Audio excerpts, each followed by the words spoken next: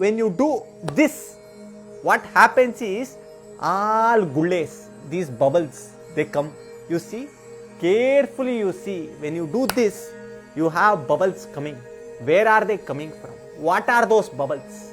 Those bubbles are basically the cosmos energy which is coming directly from the Kailasa.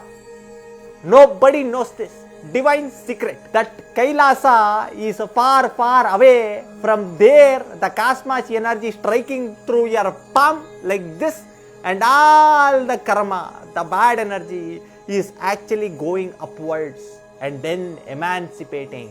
Liberation of the soul, moksha sigutte, moksha. The same divine holy water, when you drink inside, all the bad things also goes away. Your mind becomes light and you will attain moksha.